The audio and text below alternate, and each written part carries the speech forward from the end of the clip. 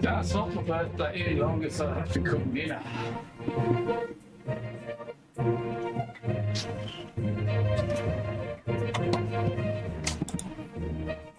G'day mate, 40 here. I'm going out live over Rumble.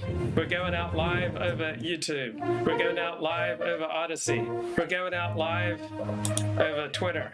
We're going out live over Facebook. Right, we're talking to the world right now. Lionel Messi, Kanye West. What a month for the Autistic Overlords.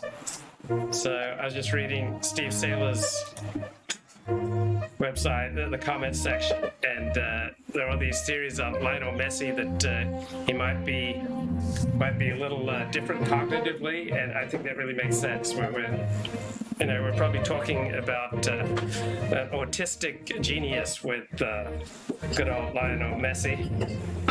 And so Steve Saylor was talking about how we find soccer boring. Can you imagine that? I don't find soccer boring. It's a fantastic sport. It's a cerebral sport.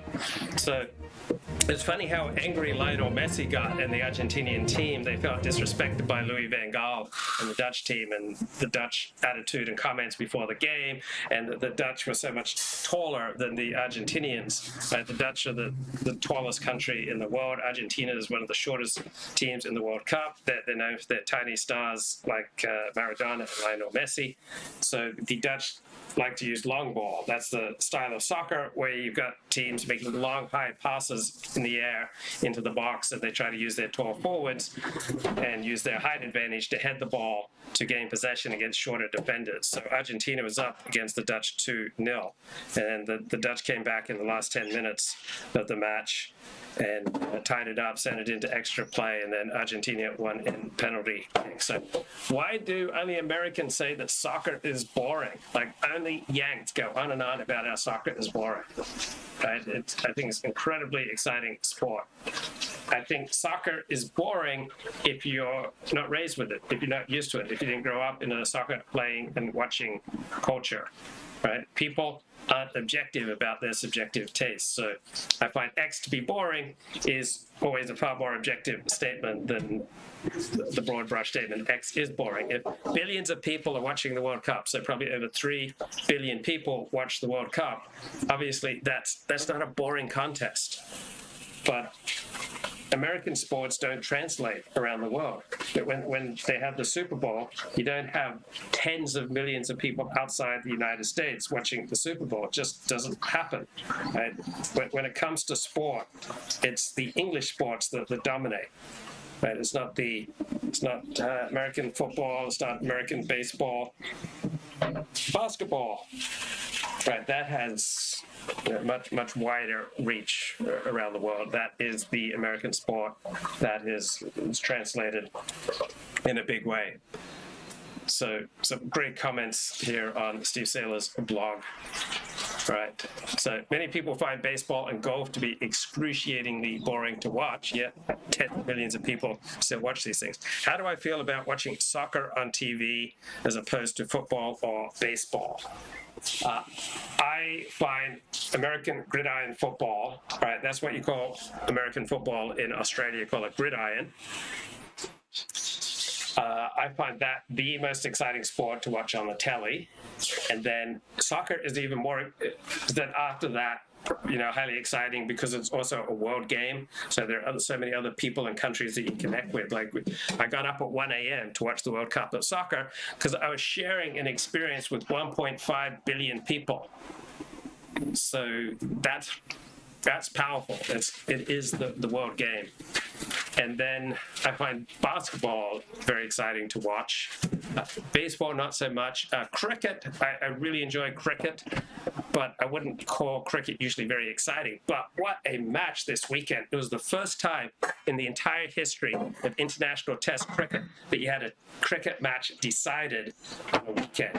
Only 21 international test cricket matches in over 120 years of playing international test cricket have been decided in 2 days. This is the only one that was decided on a weekend because we had a very interesting, grassy wicket at the Gabba in Brisbane, Australia. And then what about the British team?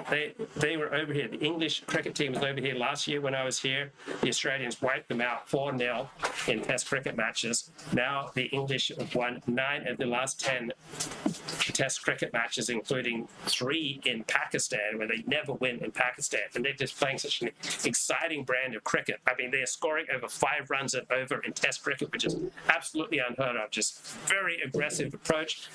The British captain, the English captain, Ben Stokes, I mean, the most innovative, fascinating field placements. He's putting the fielder behind the wicketkeeper. He's putting fielders where you've never seen fielders before. He's just using a very aggressive field to try to take wickets rather than trying to restrict runs.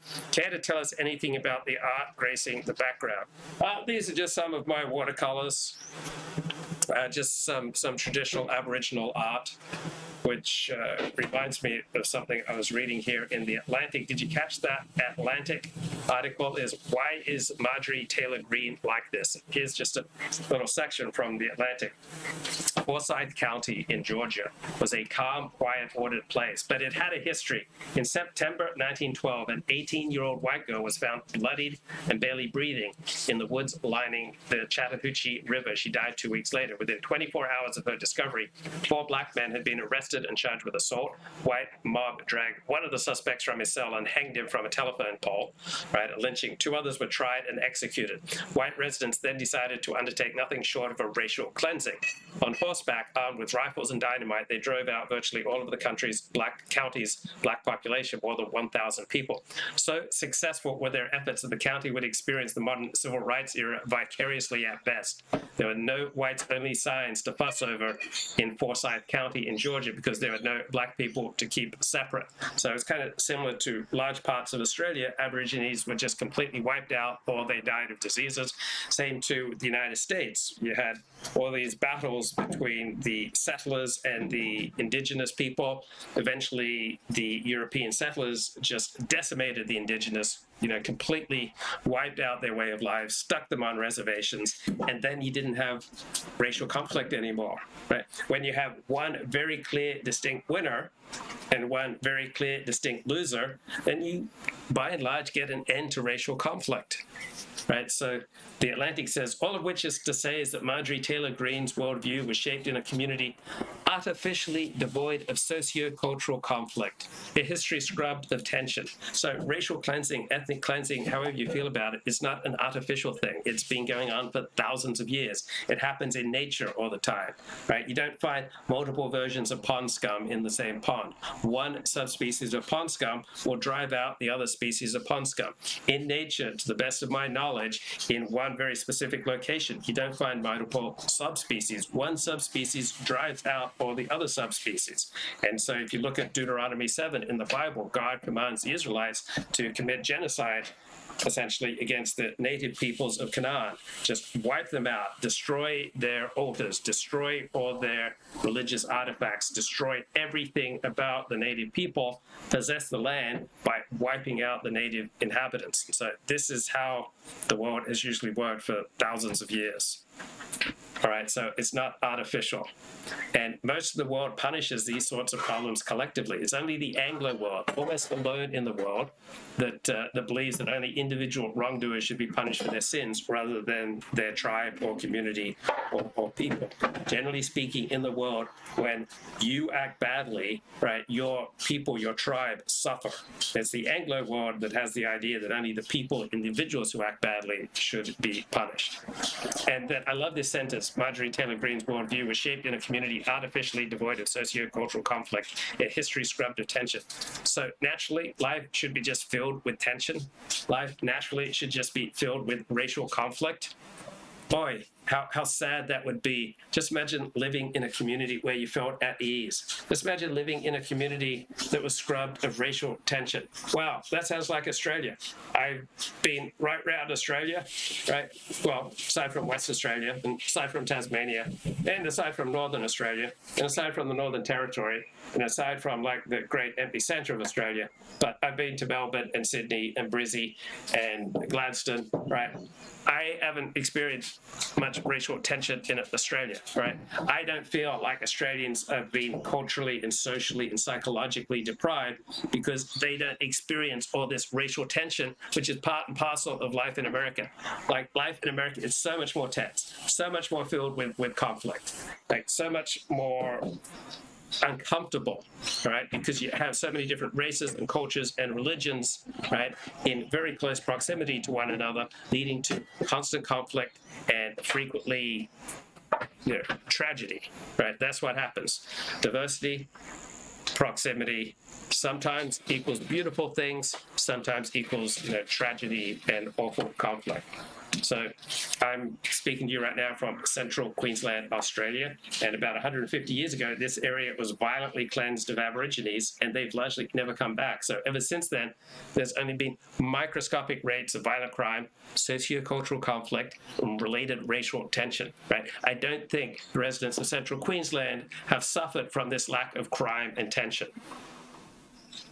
So the Atlantic concludes, whether Marjorie Taylor Greene actually believes the thing she says is by now almost beside the point. I think this goes true for YouTube live streamers and pundits as well, right? She has no choice but to be the person her followers think she is, because her power is contingent on theirs. The mechanics of actual leadership, diplomacy, compromise, patience, not only don't interest her, but represent everything her followers disdain. To soften or engage in better faith is to admit defeat. So I think that is a very sharp analysis of the majority of pundits, the majority of nationally syndicated political radio hosts, the majority of successful political YouTubers. Am I sure I want to argue human standards from non-human examples? I'm not talking about human standards, I'm talking about the way the world works. Most of my show is not about what should be, most of my show is about what is. What is all the random noise in the room? Well, this isn't some elite, studio. I'm a man of the people. There are people moving around. There are people preparing meals, right? This is not some, elite, sealed off, studio where I can come to you from some kind of elite sealed off perspective. I'm a man of the people. I'm down with the people, living with the people. There's the kitchen here and the office there and living room over here and the bedrooms back here, and I got the loo back here and the shower, and people are coming and people are going. All right, we're all in it together. I'm a man of the people. I'm not some hoity-toity, intellectual, pointy-headed intellectual snob, coming to you from some rarefied studio, right? I'm down with the people. So when I used to live here in Tenem Sands, my nickname was Puke Luke, because I thought I was making progress with this woman, and so I kept buying her drinks, and then she started throwing up. And so that's how I got the nickname Puke Luke. Right, Steve Saylor writes about Israel's dumb culture. Israel doesn't score particularly high on standardized tests. Maybe this has something to do with the ancient Zionist policy of de-intellectualizing Israeli Jews. But the new Jews forged in Israel, they just weren't going to be scholars and merchants and moneylenders. They'd be farmers and they'd be soldiers. So Israel has wound up with a dumbed-down culture where Mizrahi, right, Middle Eastern Jews' cultural tastes are considered more desirable than snobby Ashkenazi tastes. So the average Ashkenazi Jewish IQ is around 92. The average Sephardic Jewish IQ is around 97. The average Ashkenazi Jewish IQ is around 110. I'm just keeping it real, all right? I'm a man of the people. I'm coming to you from the people. This is like Grand Central Station. People are moving through. People are harvesting their vegetables from the garden. They're getting their corn. They're preparing their evening meal, right? People are living here. People are loving here. People are arguing here. People are coming together. People are splitting up, right? There are matches being made right now. There are contacts being made. There's like human connection. Like the messy, vital stuff of life is going on all around me. I'm not the type of bloke who just stands in some filtered, sealed off studio to give you my top down thoughts. I'm here with the people, coming at you, right next to the kitchen, just sitting here at the kitchen table as life and love just flourishes all around me. There's a beautiful compost hole back there. Lovely vegetables. There's a cricket wicket. There's all these beautiful plants, this lovely artwork. There is love, there is life here, there's radical love and inclusion, right? This is not, some hoity-toity, top-down kind of show where I'm just, coming at you from above, just, speaking at you like I'm God, Mount Sinai, right? I'm not telling you how the world is. This is social learning, right? I share my thoughts. You share your thoughts. You challenge me. I challenge you. As steel, right? As steel meets steel, right? So too good men sharpen each other. And that's what's going on here. Hasn't the Zionist state suffered from brain drain for decades? Yes. Natives leaving for the greener pastures of the United States. So people who want to be at the top of their professions, frequently move to the United States. So if the number one thing in your life is your profession, the number one thing in your life is your personal ambition, the number one thing in your life is to work in Hollywood or to work in Silicon Valley or to, start a high-tech company, right? Or to, innovate medical technology or to cure diseases or to make advances in some field. If that's the number one thing of importance to you, in all likelihood, you'll feel strongly incentivized to move to the United States. If the most important thing in your life is to be happy, to be with your family, to be with your relations, to be with your friends, to be with your mates, to live in your community, to get married, to have kids, right? To live in peace and love and joy, right? In a coherent, cohesive, homogeneous society with very low rates of crime, then you'll be much more likely to stay in Australia than to move to the United States of America. Okay, here are some more comments from Steve Saylor's blog. All right, so a lot of people in Europe and Asia were very hooked on gridiron NFL highlights back in the 1980s, found them very exciting. They were very disappointed when they finally got to watch a full-length NFL game live, which lasts 3 hours for only 11 minutes of actual play. Right? Typical NFL game, lasts 3 hours, 11 minutes of actual play, all right? And they found that boring to watch, not nearly as exciting as the highlights. So it's all a part of what you were acculturated for. Right? Unless you make an effort to learn something new, you're always going to use the wrong metric to appreciate what is otherwise foreign to you. Most people pretend to be objective. They really are. So Louis van Gaal, a super manager, right? We're talking top 5, top 10 soccer managers ever. Okay, he's widely thought to dislike South American players, so he coached at Barcelona for 2 years. But the Dutch and the Germans tend to be very blunt and direct, while the Spanish and South Americans tend to prefer more indirect criticism. Right? The Dutch, very direct with their criticism. That's not the Spanish way. Spanish culture, South American culture places much more weight on courtesy.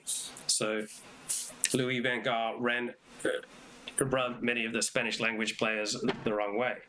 And so Van Gaal therefore thought Spanish language players were soft, and so they underused him. And so he underused Di Maria, the key for Argentina's first 2 goals in the World Cup final, and many comparable players were similarly underused, including Diego Forlan from Uruguay.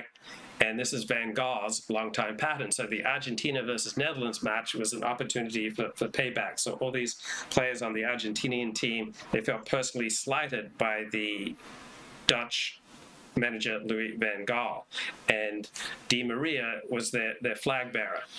So Argentina saw themselves as defending South American soccer, and you can see that by Lionel Messi breaking his composure, being very public and petty with Louis van Gaal. So for Argentina, it was a triumphant settling of scores, settling of bad blood. Oh, Paul Zimmerman, the longtime Sports Illustrated National Football League reporter, he once told a dumbfounded interviewer that American football, gridiron football, had gone from a white game, which meant a strength game, to a black game, which meant a speed game. So you remember the 1992 Washington Redskins won the Super Bowl, and 91, it was the New York Giants. These were strength teams.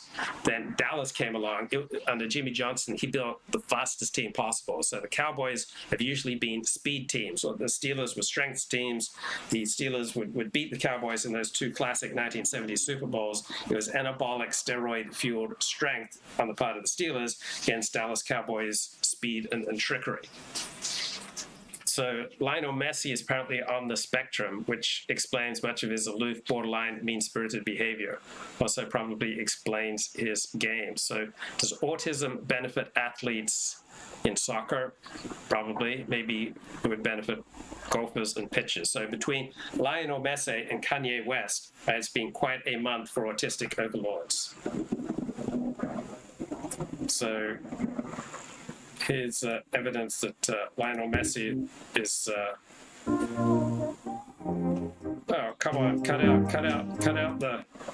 the music here. Oh man, I'm trying to run a classy show here, and yeah, I mean when you look at how Lionel Messi comports himself, right? When you just look at him, he does have that kind of aloof, autistic thing going on, right? And then Kanye West also has got some of that aloof, autistic thing going on. And generally speaking, autism does not make for success in life. So as I understand it, autistic people are less likely to understand and to see emotional nuance, while they're less likely to see all sorts of layers in various interactions, while schizophrenic people read all sorts of things into situations that aren't really there. So what do you think? Lionel Messi, a little bit autistic, but wow, is he the greatest? I'm hearing discussion, not only the greatest soccer player of all time, but is he the greatest athlete of all time? I always thought that was Donald Bradman. So Donald Bradman, the fantastic Australian cricket player, he retired with like a 99 average. He almost averaged a century in playing cricket. So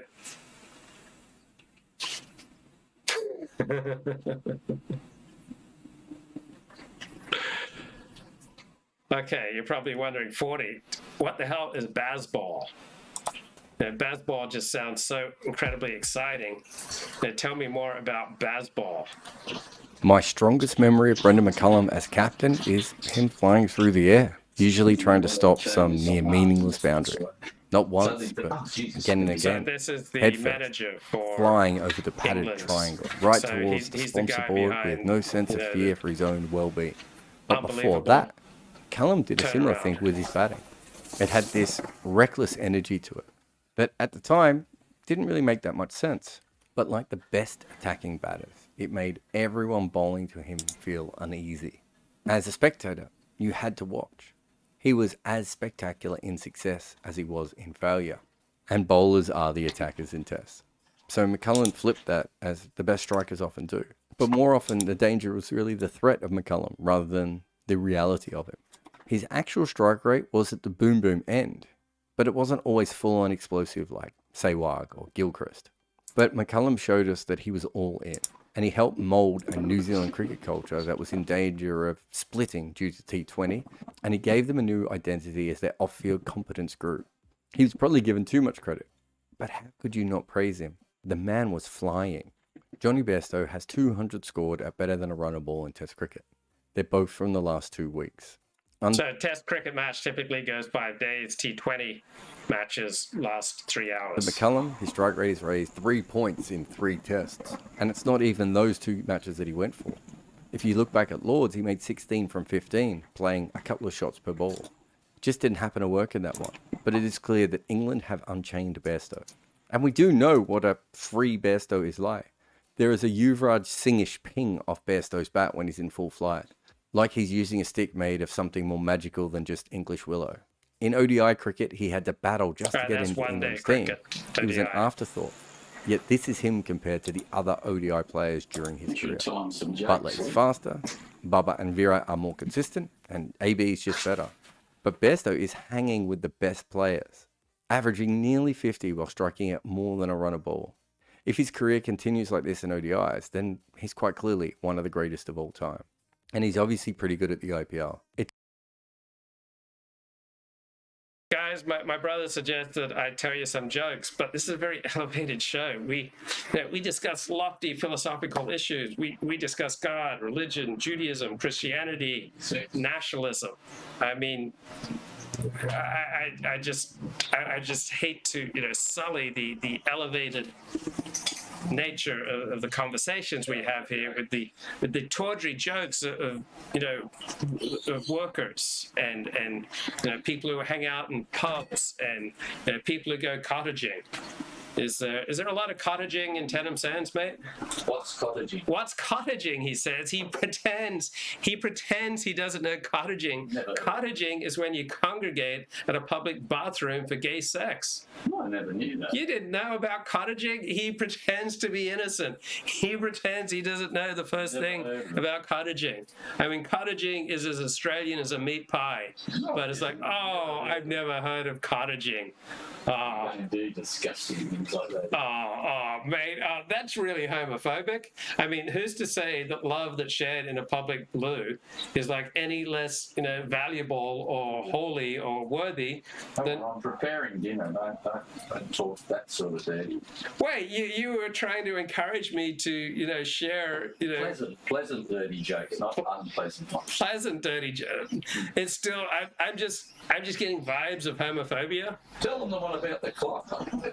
No, that one's filthy. I can't. They'd much rather hear about baseball. I mean, they're absolutely fascinated by the latest developments in English cricket. I mean, compared to like filthy jokes about women having sex and playing golf. The golfing joke, that is a good one. It's filthy. It's absolutely disgusting. I can't believe that I would, my lips couldn't even form the words for that kind of, vulgar humor. Took him a long time to get there, and then he exploded his first year.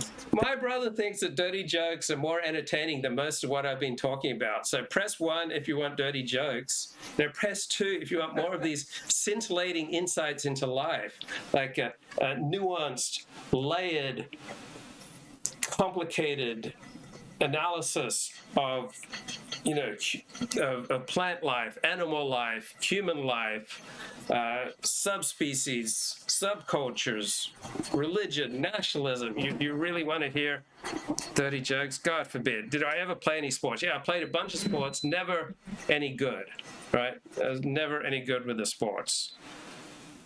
Tell them a dirty joke. Oh, one mate says, I actually heard a gay activist make the argument seriously, the one about cottaging that you just made ironically. Yeah, like, who's to say that one form of human connection is somehow superior to another? But baseball, I mean, are you guys excited by baseball? Just blows my mind. Then he had 2 poor seasons before 2 solid ones. I wouldn't say he's been an out-and-out star, English cricket, but right? he's at the right end here with a very good record. And then look at him at tests. These are the guys with more than 3,000 runs in his era. And we've shown you him twice at the good end. And now he's way down the bottom. It probably says a lot about England that he and Stokes are so low. And he was a keeper for a lot of this. But he actually averages more with the gloves on. And of course, he's had bad treatment that led to a lot of this. If England wanted to ruin a player like him, one with incredible talent, but also fragility, they nailed their execution. And you might be thinking that Bairstow is just a white ball talent, which is why it hasn't translated consistently in test matches. But he's been a gun for Yorkshire, averaging 50 over his career and having periods where he completely dominated. And again, he did this as a wicketkeeper. Bairstow could certainly play the red ball, and we had seen flashes of it before, but now we're seeing an explosion of it. And while the phrase baseball is quite new, this is the second incarnation of it. The original was clearly in New Zealand, where he took the captaincy, fairly aggressively, from Ross Taylor. In the previous 4 years, the Kiwis had won 6 test matches and lost 15. With him in charge, their record was 11-11. Of course, many things changed, like the fact they assembled their greatest ever seen bowling lineup. But batting-wise, they were also quite a bit faster. Their runs per over were 3.4, good enough to be the second quickest side in the world. And you can see that most teams were hanging around 3. So this was pretty fast. And it was quite a leap from 4 years prior. And it wasn't just the batting, was it? It was fields, changing plans, getting the players to commit. Baseball was a lifestyle choice. But baseball, guys, it's a lifestyle choice, right? Baseball is not just a cricket strategy. Baseball's a way of life. It's an ethos. It's an ideology. It's a path forward for humanity. It's a better way of living. It's an elevation of the human condition. I think it's our best path forward in this complicated world that is just riven by tragedy, unnecessary conflict, pain, suffering, outrageous rates of crime, high electricity rates. How do we move forward in this complicated world? Through baseball. Baseball is the way forward. Also, the teachings of Marc Shapiro, right? Good old Marc Shapiro. He really knows what's up. So let's play a little Marc Shapiro here. Your government to punish people who. So we're talking about the rise of Reform Judaism and the rabbinic response. Often the Jewish community had the authority to punish. So, for example, they could put people in their own jails and lash them. If you go to Prague, and you go into the Altnoy shul, you have that room right in the lobby there. It looks like a little jail cell, and people assume that that's where they would keep. So traditionally, the Jewish community could just discipline themselves. They could put their own bad people, criminals, in their own jails. Like the wider society, the kings and the lords and the aristocrats, allowed Jews essentially to run their community autonomously and maintain their own jails. So better for Jews to discipline Jews, right? And to allow the Goyim to do it. Jewish prisoners, they would put them there. That way they can still hear Kriyas Torah and things like that, davening. But that's one theory. Another theory is that that's where they used to keep the money. But we know that they had their own prisons because the Shar Ephraim of Buddha, Ephraim HaKohen, he has a question there. Does the Jewish prison need a mezuzah on it? And we have times when they would, if they thought they were really bad, they couldn't control them, they'd hand them over to the government. So that's what's going on. And the letters go on. They talk about how sinful the reformers are. They refute all of their suggestions. There's letters by Rabbi Akiva Eger, Chasam Sofer, other rabbis, including the Italian rabbis. But that was important to have the Italian rabbis. But let me show you another thing here. Hold on a second. Back here. By one of the Italian rabbis, because I think just like we saw with Rabbi Wine's book, I think maybe there's some censorship going on here with one of the Italian letters. On page 50, the letters of the rabbis of Padua. So in the middle here it says,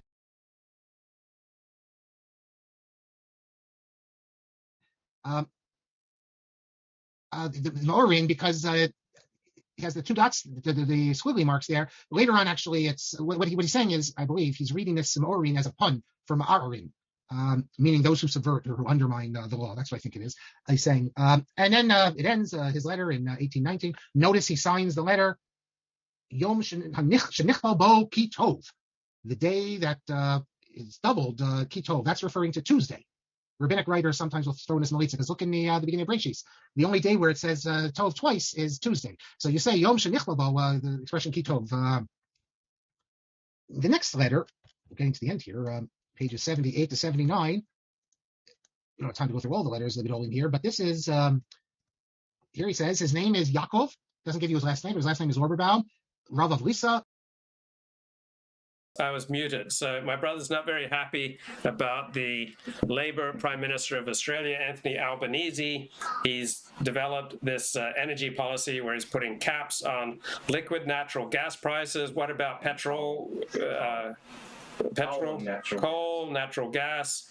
It's putting maximum prices that can be charged, and so the natural resources industry is not very happy because the Prime Minister is changing the rules of the game with the game underway. They've invested billions of dollars, right, in liquid natural gas and other resources, and now their potential profits can be capped. And you also have increasingly finance companies that don't want to lend to produce, carbon-based fuels. So you have, global elites increasingly trying to crack down on fossil fuels. At the same time, countries like Australia, in Sydney and in the state of Victoria are going to have a lack of energy prices. They're going to have escalating energy prices.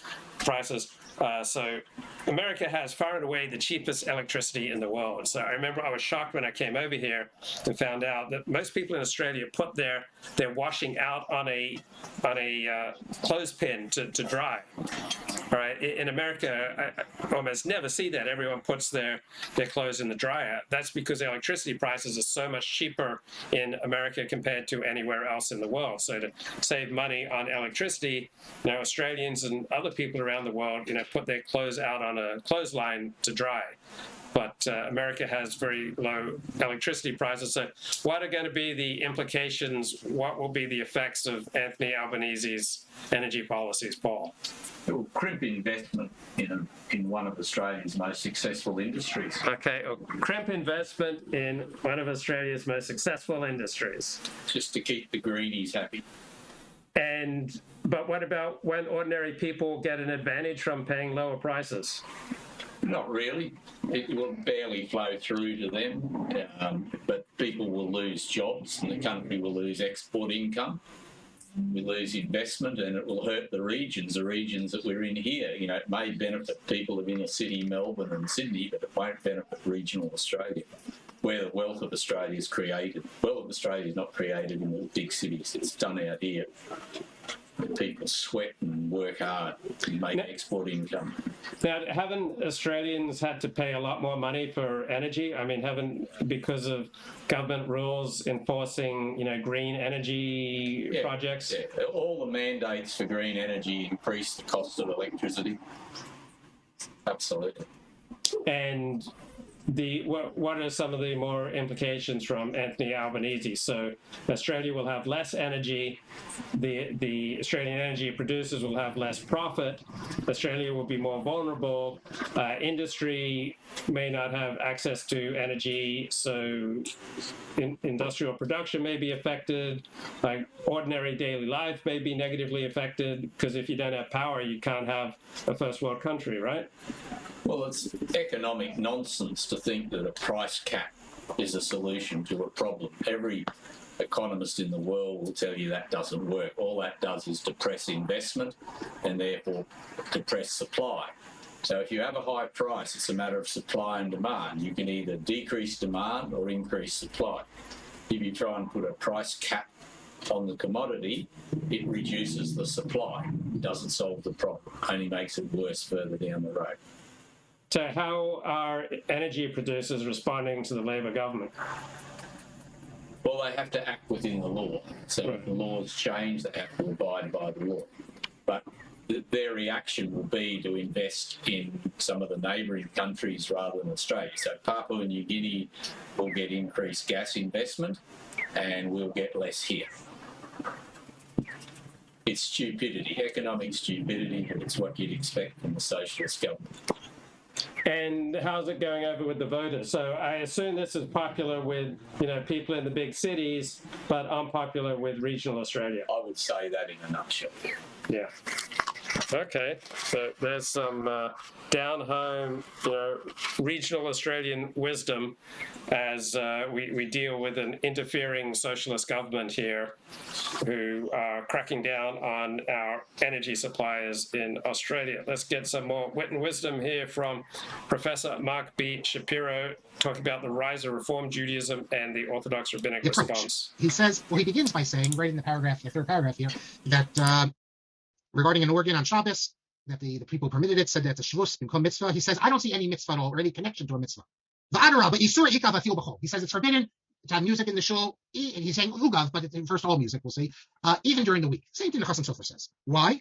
Because the Rambam and the Shulchan Aruch say that we can't, since the destruction of the Beis Hamikdash, we can't play musical instruments. Now, the time we can play musical instruments is when it's a mitzvah, a Sudas mitzvah, or Simchas Chatzim V'Kala. But davening, there's no connection of that. We understand why at a Sudas mitzvah or at a Chatzim V'Kala you dance, but you don't dance in shul, you don't dance in tefillah. So what possible reason could there be for music? No reason, which makes it usher. And then he says, as I said, Chatzim V'Kala you can, but these people,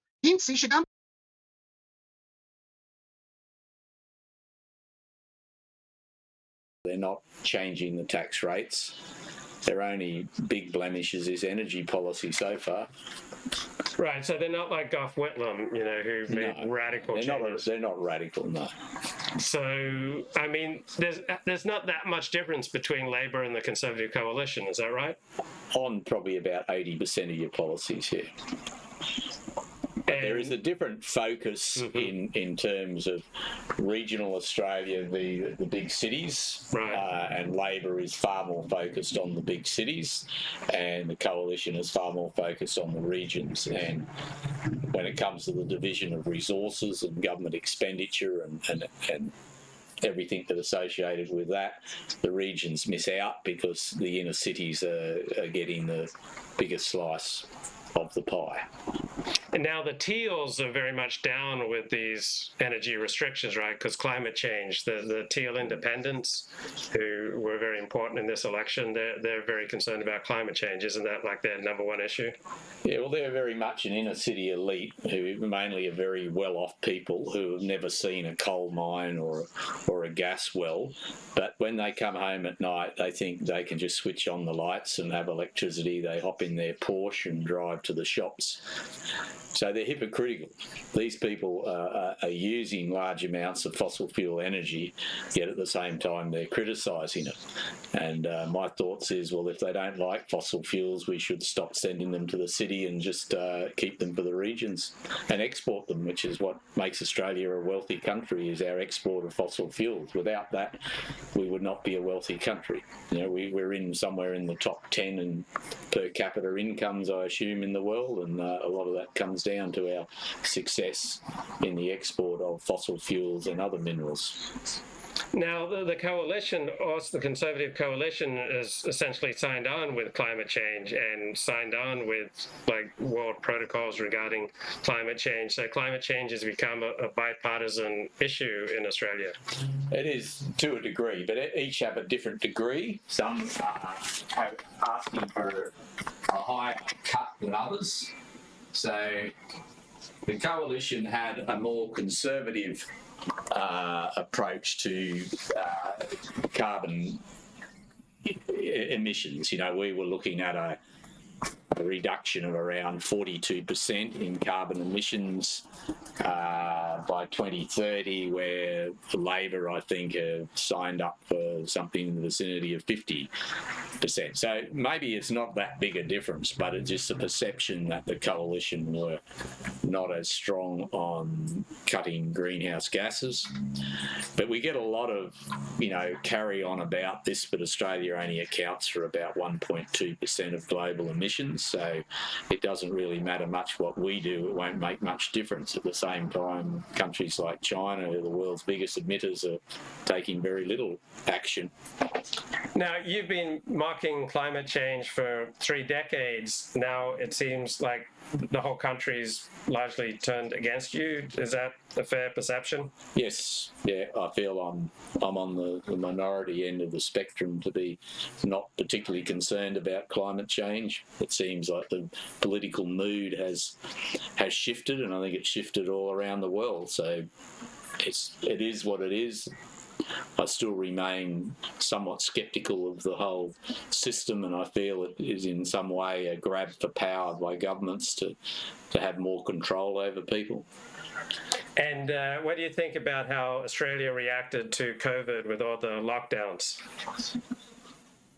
I think some of them were some restrictions were maybe essential, but I did feel we had some abuse of our human rights. I think it went over the top, and particularly the state of Victoria, which was particularly draconian on people. It was sort of more resembled China than Australia.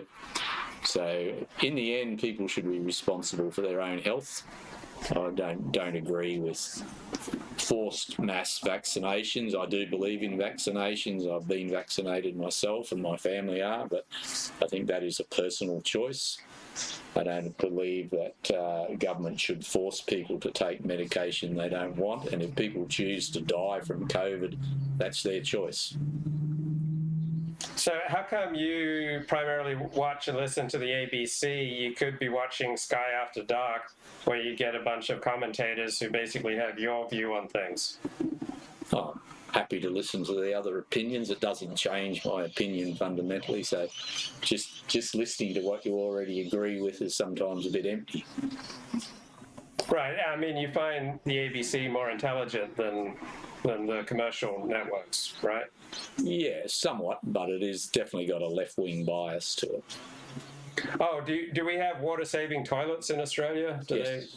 It was invented in Australia. The dual flush toilet is an Australian invention. And do you feel oppressed by that kind of tyranny, big government tyranny on your toilets? No, because we have to pay for water, so it's not an inconvenience. It's an innovation, not an inconvenience. Okay, but it's been flushed with success, you might say. But I mean, what about people who have to like flush multiple times to get the job done? I think this conversation is not going in the right direction. Oh man! So we'll get back to some rabbi. Raise the topic. We'll raise the. Do you know any clean jokes, Paul? Yeah, of course. Do you know like any jokes for kind of my elevated audience? They're not used to tawdry jokes. I'll tell you the jokes that I could even tell the little kids. Okay, give me a joke. I went to the doctor the other day and I said, "Doctor, I've been bitten by a wolf." He said, "Where?" I said, "No, just an ordinary one." Okay, werewolf, get it? Werewolf. I didn't get that. All right, that had to be very patiently explained to me. So, do you think the dual flush toilets still save water, even though like someone who has like a vegetarian diet, has to use multiple flushes to? I can't, he's afraid. He's just like erected this wall of silence against the dual flush toilet discussion. Like, You're why? the person who didn't want any dirty jokes, and now your discussion has really gone down the toilet. It's not dirty. It's like, I don't know why the globalist elites don't want us to talk about dual flush toilets and the problems for those with the vegetarian diet. When you eat a lot of, bulk, a lot of fiber, like you need multiple flushes. Just be twice as flushed as, just relax and let it refill and go again. Now, have basic Aussie electricity rates like doubled, tripled in the past 5 years? They probably have, but personally I don't pay much for electricity because I have solar on the roof. So many Australians, and you look around our suburb here, I would say 60-70% of the households have solar on their roof. So I have a very relatively small solar system, but I would think I would only pay between $300 and $400 a year for electricity. If I didn't have that, it would be $2,000 to $3,000 perhaps for electricity. And if China invades Taiwan, do you think Australia should commit armed forces along with an American-led coalition to try to protect Taiwan? Yeah, we will be in. If the US is in, we will be in, regardless. So it's not really a choice. I mean, that's just the price of having the American nuclear umbrella. That's the price we pay, yeah. We'll be all in together. If it happens, we'll be all in together. So who do you think were the true winners of the Battle of Brisbane? So the Battle of Brisbane was a World War II battle between Australian soldiers and American soldiers in Brisbane. I think it was a dead heat by the sound of it. Dead heat.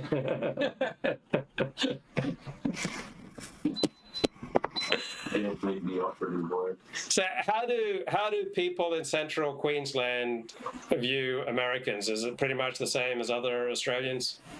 I would think so, yeah. So what, probably like 2/3 positive? Would that be fair?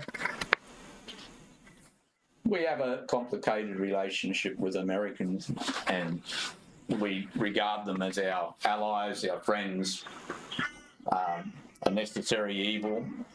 People often find Americans a bit difficult to handle on a social level because they speak differently, they have a different culture, and sometimes they can sound a bit loud and obnoxious.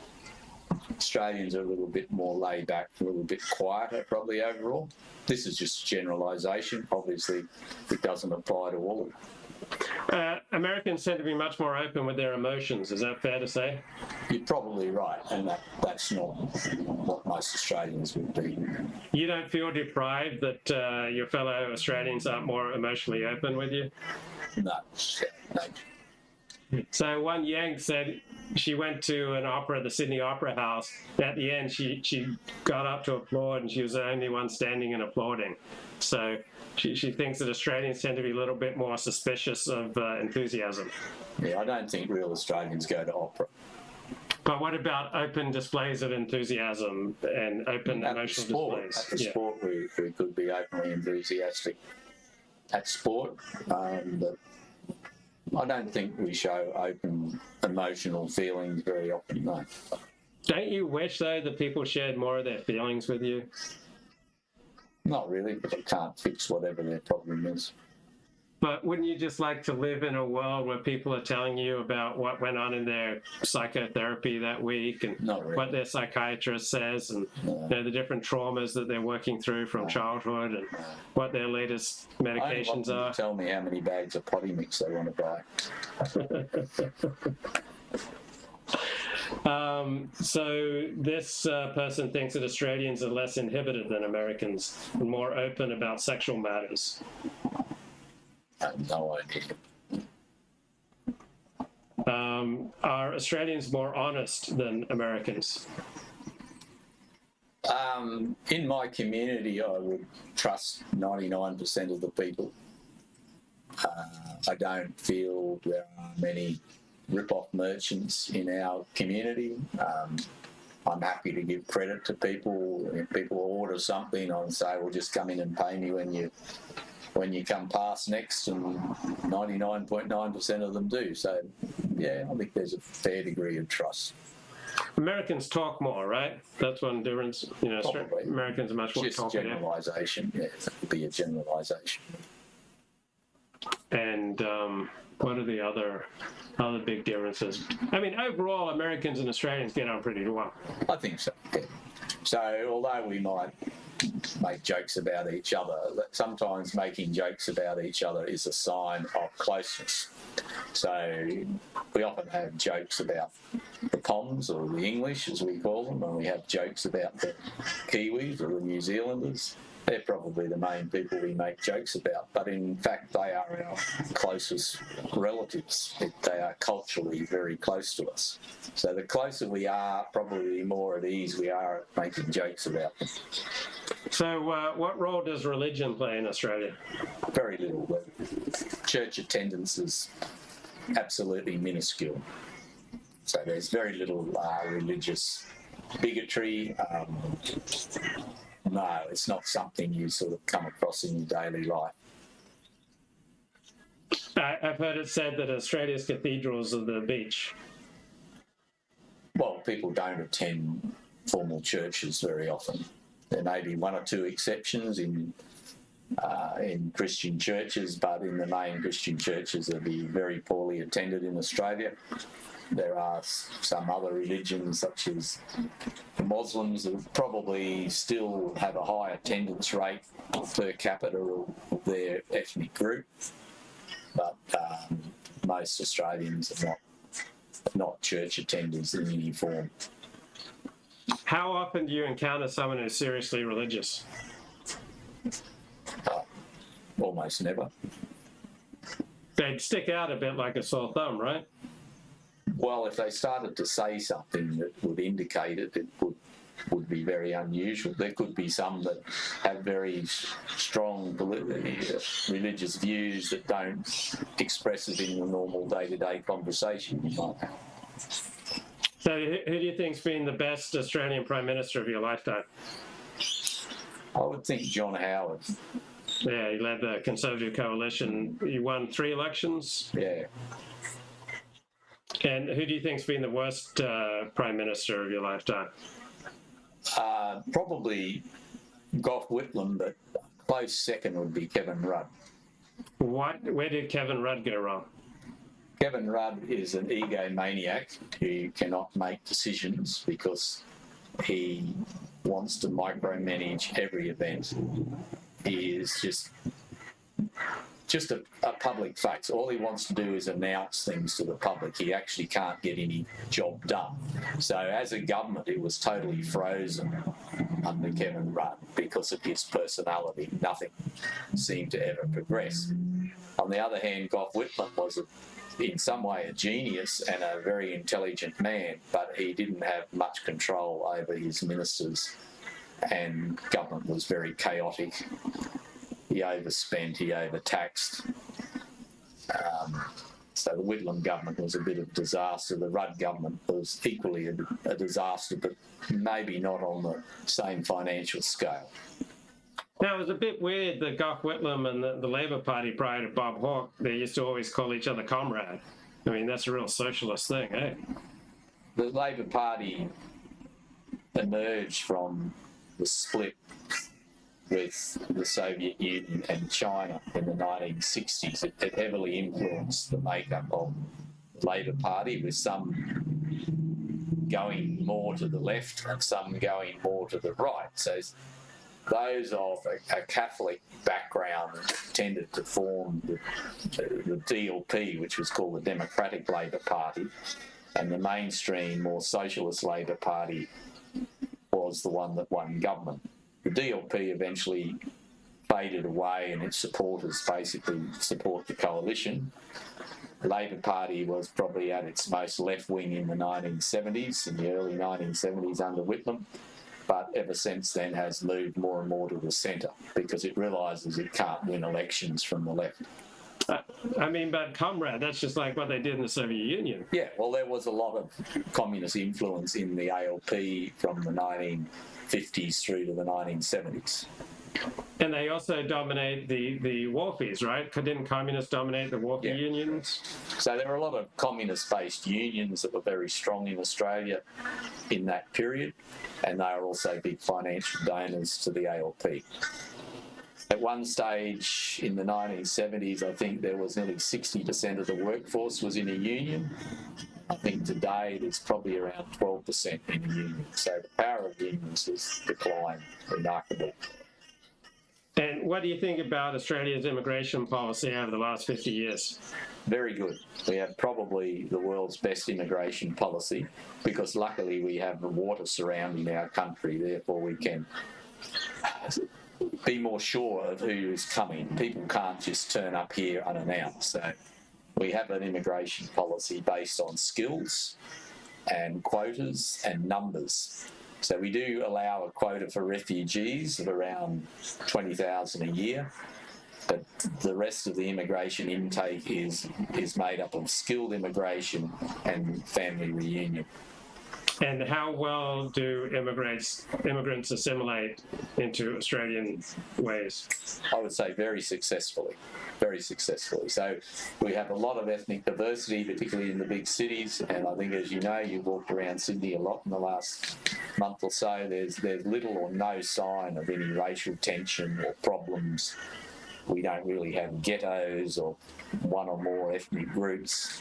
I think Australian society, so long as the rules are kept, it's a pact with the Australian population that immigration is supported so long as the rules are being observed and the government is upfront about the numbers that they are proposing to bring in each year and that schedule is stuck to. That we are mainly bringing in skilled migrants. In many cases, these migrants will be very successful people in Australia who will come here, fill important jobs and pay taxes. So we feel there is an overall net benefit for Australia, not a net deficit. And you personally love diversity, right? Yeah, well, I'm married to... diversity. Yeah, I'm married into diversity, and you and I share some DNA from other regions that are not white as well. Right. But yet, this is like a 95% white community, like Central Queensland, regional Australia is about 95% white. Oh, where I am, it is, but if I go to Brisbane, where my daughters are, it's probably 40% Asian in most of the inner Brisbane. We go to Sydney, it's probably even higher than that, Melbourne too. So I feel quite at home in Asian environments. Didn't Australia exclude Asian immigrants, particularly Chinese in particular, because they work harder than average Australians, and so the labor unions and average Australians didn't feel like they could compete with harder working Chinese labor? Correct. This was in the late 19th century and the early 20th century. It was generally regarded that Chinese could be employed for half the price of a white man. So they were in high demand and they did tend to work harder, and they tried to exclude them from industries like shearing because they knew if the Chinese were allowed to do shearing, they'd outcompete the white men. So there was often hostility to Chinese because they worked harder and were more successful. And how real was the Aussie fear of the yellow peril, meaning invasion from I think it was China? very real, probably not so much from China, but in World War II it was very real that Japan was getting very close to Australia, and we were a population of only 8 million. We had sent most of our elite troops to Europe to fight for Britain, to save Britain from Germany, but it left us hugely exposed, and we had to fall into the arms of the US to get saved. But has there been fear of the yellow peril post World War II? Yes, it was a fear for many, many decades. That's why we engaged in a high immigration intake after World War II to try and populate the country, to make it stronger and more able to defend itself. What about Indonesia? Aren't there like 275 million Indonesians? Is there any concern that Indonesia might try to take over Australia? I don't think so, because Indonesia is a very diverse population, and I don't think they've got the wherewithal to launch an invasion of Australia. But, you can't say never. In 50 years' time, things may be different. But at the moment, it is a developing country, and I think their focus is on improving the lives of their own citizens. I don't think they have any desire to expand their borders, not at least for this foreseeable future. Do you think Australia should go nuclear, acquire nuclear weapons? Yes. And is this part of the national conversation? It's a hard one because many people would not agree with that idea, but I think it is going to be a necessary deterrent to have some nuclear deterrent and some ability to project that nuclear weapon, great distances. What do you think about the US selling Australia nuclear-powered submarines? I think an excellent idea. Okay, thanks, mate. Okay, so what's for dinner? What are we cooking there? Are you turned off? Just a second here. Hang on. Let me play a little. They invented this idea that in tefillah you can also have music. But he goes on. But tefillah, he says, where do we see that there's a concept in davening of simcha? Adarabba, he says. It's mavur v'niglahu she'ikar tefillah seinu b'kaseinu hu kapar state. The main focus of davening is on we're repenting, we're saying how bad we are. Before davening, it says we have to collect ourselves. And the Gemara says it says in brachos, you don't stand to daven not for sadness and not laziness, etc., but by simcha shel mitzvah. You should approach prayer from an atmosphere and joy with the joy of mitzvah. So you might say, well, that means that you should have simcha when you daven. But he explains that no. And if you look in the Shulchan Aruch, it's I'll read it for you here. In let's see, forget now where it's. He'll cite it a little later, but it's not. What he says is that this is only for before you pray. You're supposed to have that in your mind. You're supposed to feel good and happy, but not during the actual prayer. And in fact, that's the lashon, as I recall. He says, if you look in the Tzadi Gimel, he says, for an hour before you daven, you should yichavin libo. You should have your mind in a certain way, and then it goes on and talks about how you should have simcha. But this is in the section Kodem Shis Palo, and then you have simcha going divrei talchunin shel Torah. So he understands this all referring to before davening. And what do you do during davening? He says as follows: if you go before a human king, he says, if you come before a human king to fall for your life because you sinned against him. Imagine, he says, this is the bottom line of the bottom line. He says, if you come before a human king to plead for your life and repent for your sins, and you come before him with musical instruments, he's going to be furious. Can you imagine? You come before the king and you're asking him, please spare our lives, let us live in peace, etc., and you come with musical instruments, he'll think you're crazy. He's Simcha Mazel. What does Simcha have to do with when you have Bechi, crying, and Tachanunim? But in a time where you don't have an Avon, a sin, then you can come with Shir. So, for example, at a Simcha, at a wedding. But davening, you're going to be happy? No, you need to be quiet and fearful. That's what davening is. And then he goes on, certainly when it deals with God. When the Beis HaMikdash was around, he goes on, when was it possible? So there's a great bit in this talk where he describes polemics as cute, right? So, I mean, from a scholarly perspective, polemics, the Ben Shapiros of the world, I mean, it's cute, it's silly, but polemics ultimately are pretty empty and not exactly convincing with anyone with depth and wisdom like the good people on the Simcha. You have a Simcha Space Shoeva, for instance, etc. Then you had a great Simcha. However, from the day that the Beis HaMikdash was destroyed and no more Ruach HaKodesh and no more Davua, the only way we can repent is through our prayers. And how can you? How can you come before him with Shir and Klei Zemer? It's almost like he's saying you can't come before him singing.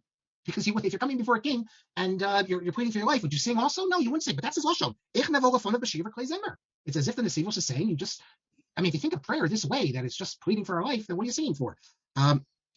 He says, Ein anu rishayim rakos ader shivcho uspalo b'derech hachol lifnei hamelech b'zav adam. He says our davening before God should be no different than our requesting things, praying for our life before a human king.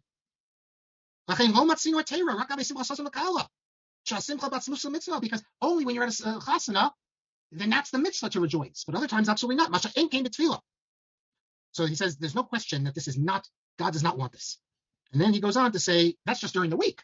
That you can't ever have a musical instrument show. On Shabbos, he goes on that it's forbidden. Vafilu b'chol asori, etc., etc. And then he does the point I mentioned about, what does it mean, ein omdim lispalo. Although I don't think that's the pshat necessarily. I'll give you an example of something else where I don't think necessarily what he's saying is the pshat. Here, I'll show you. He quotes an example where it says, where Abaye was sitting, here, and this is Brachos 30b.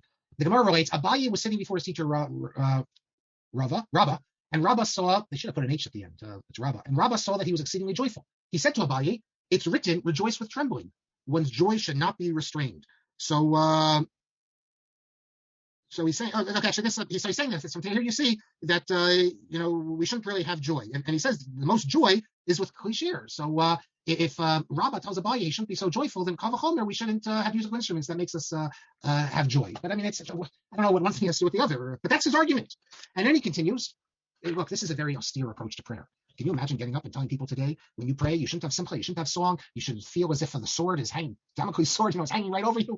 That's not what we do. You don't need to walk around with a guitar and a saxophone like you saw 2 weeks ago or last week to understand. I mean, that we have singing, we get into it this way, and we all know that if we're going before Putin, he decides to turn on the Jews and they have to send Rabbi Lazar there, to try to, request mercy on the Jews. He's not going to come with and start singing before Putin or anything like that. But music is not something new. We've been saying music for a long time. It's not just in the Beis HaMikdash. But you see how his conception of prayer. And then he goes on and talks about the importance of belief based on faith, not seichel. We don't need to get involved with that. And then he concludes, and this will be the last thing, and this will be the last of the letters we look at today.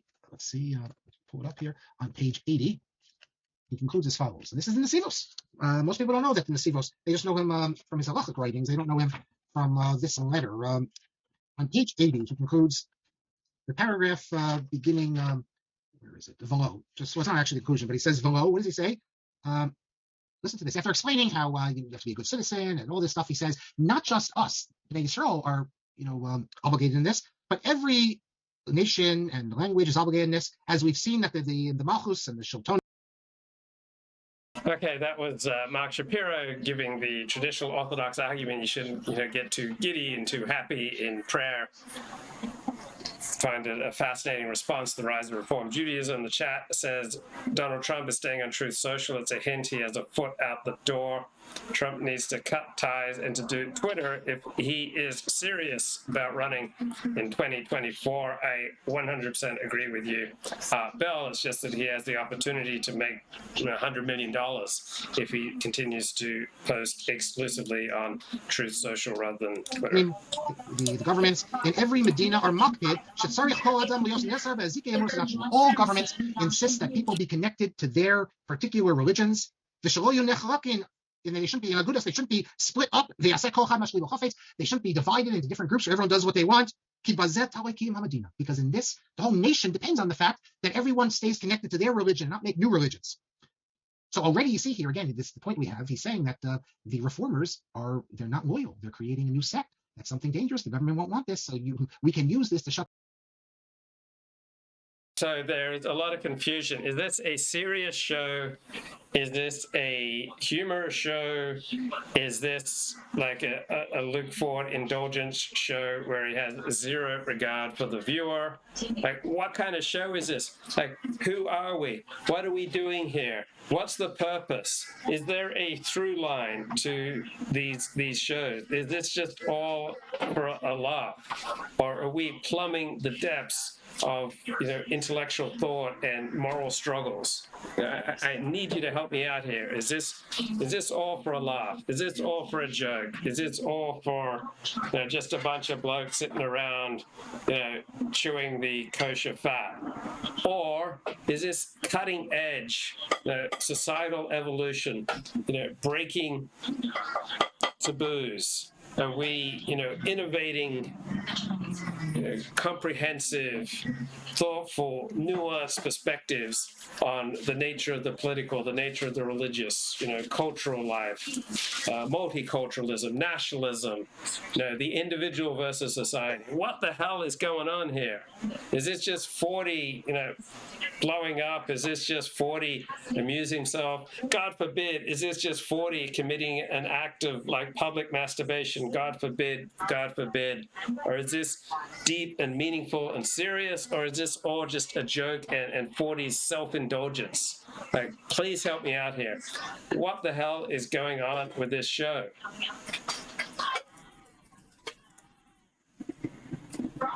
And now, but then he goes even further. He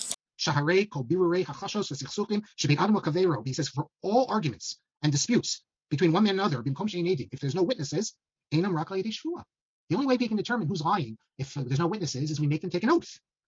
And the whole purpose of the oath is only based on whether you believe. What he's saying here is that those who have no religion, namely the reformers, are not regarded as trustworthy people. Their oath in a court of law would not be acceptable. He's saying that the reformers can't be good citizens because they don't practice Judaism, they don't practice a real religion, they invented some religion, but that also means that they're a danger to the functioning of society because you can't trust them, because when everyone goes to court, you can't believe their oaths because they're not believers. This is like Messi Ye, you could say, but in the reverse. He's being maser the reformers that he thinks it's okay to be maser them, to inform on them. And then we conclude in the paragraph, the last full paragraph, he says, just like we believe that God controls the world, so we believe that the king and the government is the chosen one of God. And just like we ask in our prayers to rebuild the temple so that we can observe the mitzvahs the way we should and receive the Shekhinah again, and everyone will be gathered in the land of Israel, so too we request in prayer the welfare of the kingdom, because that's basic. We can't observe our religion without a government that runs things smoothly and properly. And he concludes, in sum, in our prayers, there's no opposition to the peace of the Malchus Shaloma. Its peace is our peace, because the reformers were arguing that we need to say, if we want to be loyal Germans, we don't believe anymore in a return to the land of Israel. Our Messianic era is here in Germany.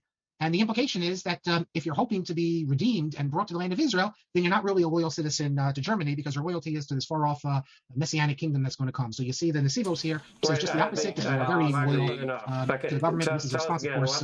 Homegrown corn, homegrown zucchinis, homegrown tomatoes, homegrown parsley. And does it taste any different, though, than what you can buy in a store? Absolutely. Much better taste. I mean, how would you describe the difference in the taste? It tastes like vegetables should taste. If they haven't been in cold storage, they were growing half an hour ago. Some of these were growing. Okay. Now we're eating them. And are they better for you? Probably, but they do taste better. Okay. I just felt dinner in. Yep. Okay, it's time for dinner. We will continue this fascinating conversation later. Bye-bye.